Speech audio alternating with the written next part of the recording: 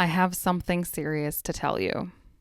The work is too much. I'm too tired. So I'm not going to make any more English Extra episodes. April Fools! Welcome to today's special episode, which is dropping on April 1st, a day known as April Fool's Day here in the United States. Let's dive into this quirky tradition.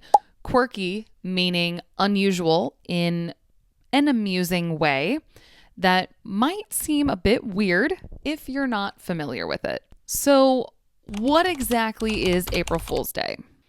It's a day to play jokes on people like the one I played on you just now when I said I wasn't going to make any more English Extras episodes.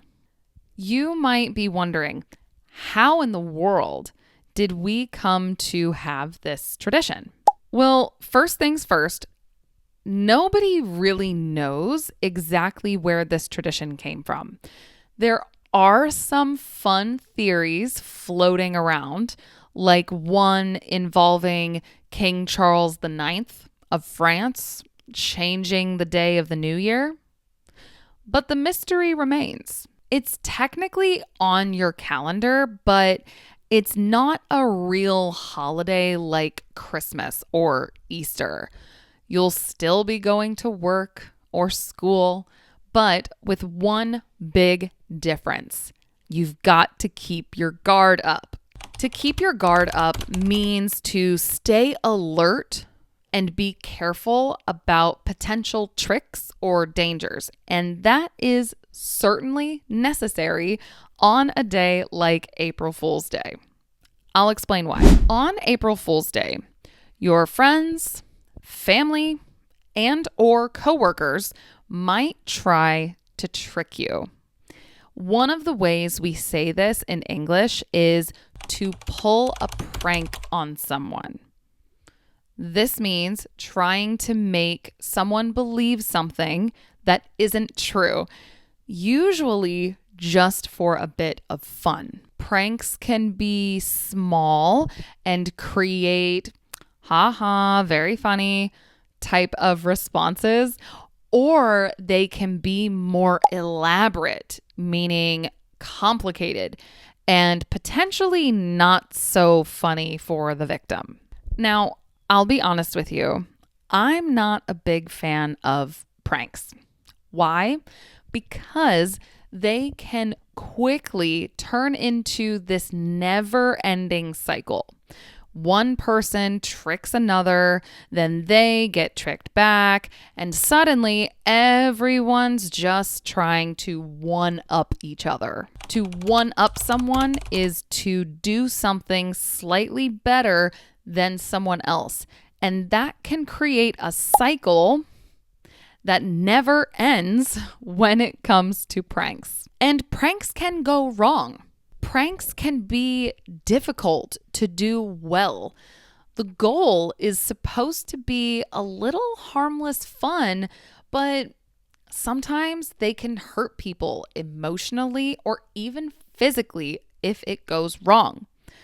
The victim of the prank is often the only one not laughing. Of course, there are many pranks that are harmless, as they should be, in my opinion, like my little joke at the beginning of this episode about stopping English Extras. See? No harm done. The magic words that reveal a prank is April Fools. It's like saying, just kidding, but only on this specific day. When someone says April Fools, it means gotcha.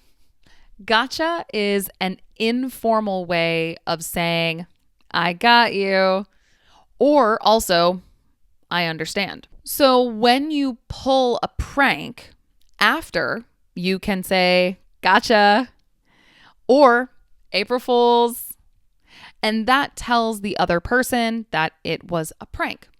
a joke. And it's not just regular people who love this day. Businesses can also get in on the fun, creating ridiculous fake announcements or products.